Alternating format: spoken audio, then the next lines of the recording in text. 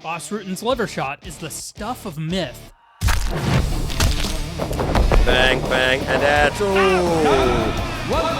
That hurt. Some shots. Boom, that's the first liver shot. Watch now, the second one comes, and now the third one comes. Boom, and that's the one that takes him out. 1, 2, bang! And that is the liver shot that finished the fight and that broke his liver. While the UFC and Pride carry the prestige, our beloved Dutchman was never far behind Japan's Pancrase. There, he disheveled and disemboweled competition with open palm headshots and stylish shin pad boots. Rutten knew how to sell it too. Ooh, the knee to the head. He's made sure his left-sided attacks have remained in the sport's collective memory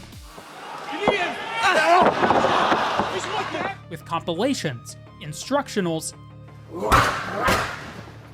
Load him up, drop him down. and to hand it to El Guapo, or the handsome one.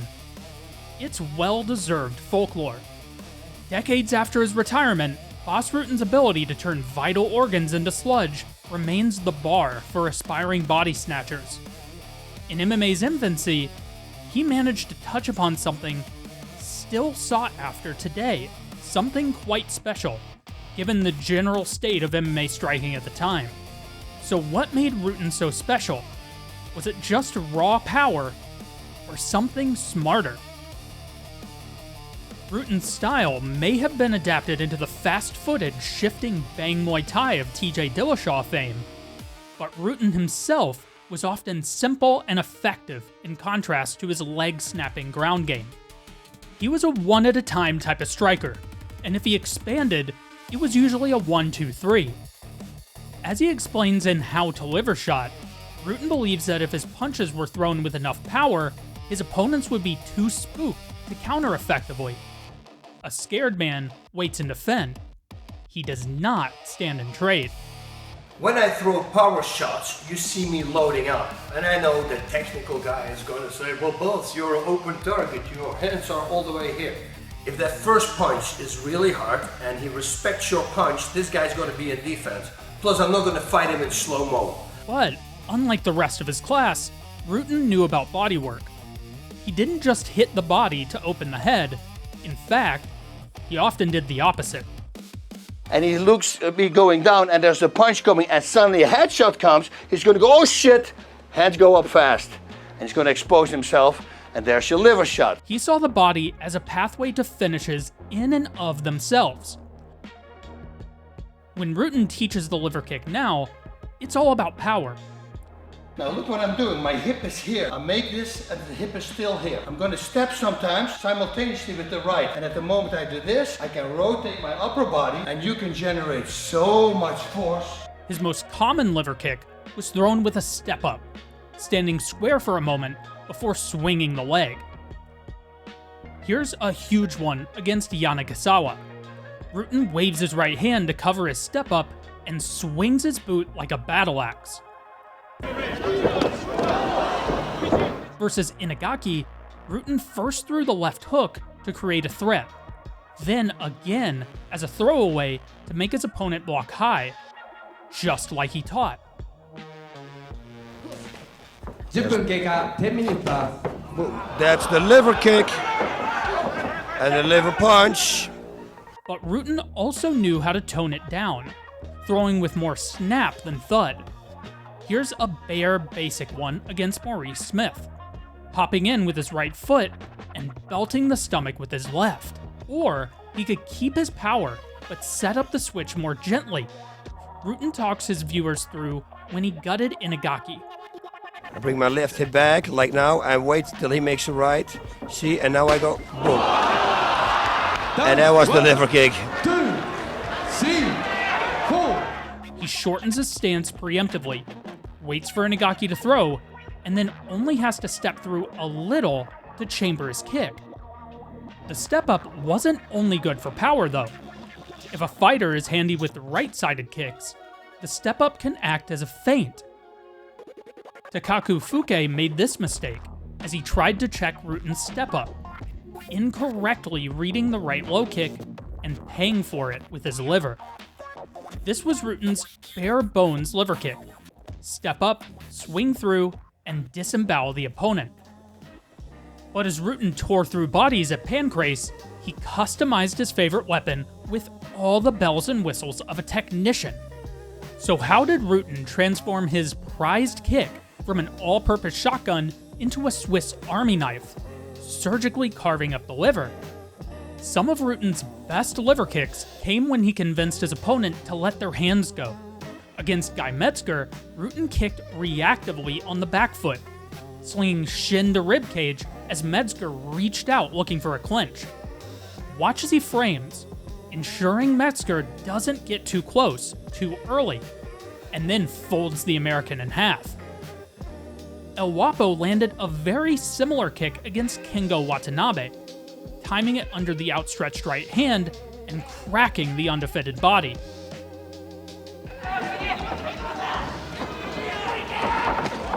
That was the liver kick. I was waiting for his right hand. And Rutten could put a twist on it too. Same philosophy, different use. Instead of waiting for Kunioku to throw his right hand, Rutten instead drew out the Japanese fighter's hands by hand fighting. With little reaches and touches of his own, Rutten convinced his opponent to be his mirror, opening up safe passage from canvas to liver.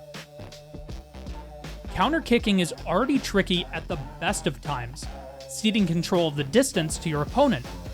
But Rutten mixes in proactivity and reactivity like an expert. Sometimes he's punishing a punch, sometimes he's creating his own openings with a hand fight. These are the strategies that MMA's elite still use today, be it Volkanovski against Topuria or Duplessis against Strickland. And here's Bas Rutten, dressed like a half-naked Power Ranger, preceding them by 20-something years. If I had to guess at Rutten's favorite setup though, it would be the one he showed off against Frank Shamrock. Here, he actually used his lead leg as bait, taunting Shamrock until he bit with a low kick. But instead of eating it, or even checking it, Rutten instead shortened his stance, made Shamrock miss, and bounced his leg back in for a kick. It should have landed to the liver, if not for Shamrock's unfortunate duck-in, shielding his body behind his skull. Interesting tactical choice. Give you my leg, and let's counter that kick. And that's what I'm doing right now. I'm giving him my leg. I go back and kick him in the head. Total setup, ladies and gentlemen. In Rutten's ideal world, he's always kicking at range, or at least boxing range. Unfortunately, a fight is rarely ideal, and Rutten had to develop a weapon to hit from the clinch. His tell? Well, their own breathing, of course. Since his retirement, Rutten has preached attacking the body when his opponent breathes in. There's a couple reasons for this. Attacking the inhale disrupts an opponent's breathing pattern. They've just had their air intake stopped, their rhythm changed. In the same way that attacking a reset in stance is good to take your opponent off guard, so is attacking the inhale. Do I need my whole body weight to drop somebody with a liver shot? No, most of the time you don't need. Why not? Because you want to preferably hit somebody when he's breathing in. What happens when you're breathing in? Well, when you're breathing in, you're not flexing. Can you flex when you breathe in? Yeah, but it's going to be very awkward. It's not going to be good. Just try it now, wherever you are. The ab flex interrupts the breathing, and worst case, it actually sucks them in more. Unable to raise the body's natural shield, a fighter breathing in is vulnerable to body work. We know for certain that Rutten attacked the inhale in the clinch though. He tells us so, and it makes perfect sense. And the corner is shouting, knee! What I did there, I looked at his breathing pattern. I saw him breathing in, and at the moment he was breathing in, I delivered a knee. And yes, ladies and gentlemen, that was to the liver. And now we come to the liver punch. Despite his fame for the liver kick, Rutten seems obsessed with this one. It was a lot of the same concepts as the liver kick. Like this. Who stands like that? Mike Tyson stands like that. That's why Mike Tyson has such incredible power both in the left and in the right. You see, now here I can rotate. And now this punch, it will still work. Very simple rule. The longer any strike travels, the more time it has to pick up speed and power, the more powerful it's going to be. Meaning, liver shot here, not very effective. You give it a little bit more space, oh, now we're talking. The 1-2-3 is a classic combination. So you're lowering down, and then you fire, and then come with a body shot. That cross to the head will freak him out. It will bring his hands up really fast, and there's your body shot. And probably the second one you'll ever learn in a boxing class. So we can't act like Rutten is breaking the matrix here, but it's still cool to see his philosophy of max power carry over to his boxing. Just ask Jason DeLucia, whose liver Rutten famously ruptured. Although, side note, DeLucia would say it was just badly bent, which doesn't sound any better and in some ways sounds worse. I don't even know how that works. But Bas Rutten's liver shot was so feared because he was a rare fighter who knew how to change it up. When he needed to, he could keep things fundamental, detonating organs with titanic shots that prioritized a square stance and a vicious windup. But Rutten also knew how to play it smart, sacrificing some TNT for a tricky setup or a counter kick. His bodywork wasn't one size fits all. He kept his opponents in danger at all ranges, at all times, firing off a variety of tells, reads, and limbs. If you want more Bas Rutten, he, of course, uploaded his entire Pancrase catalog with his own alternate commentary, rich with contextual insights and technical walkthroughs.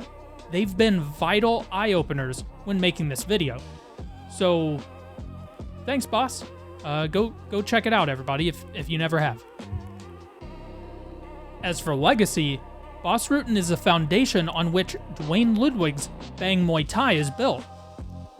This is the system which famously produced one of the most technical strikers in UFC history, TJ Dillashaw. Rutten also, of course, was the 4th ever UFC heavyweight champion. It's a legacy that every pioneer dreams of, to be the best, and then inspire the best for years to come. And it all started with the hulking Dutchman, the handsome one, feeding 90s fans a steady diet of chopped liver.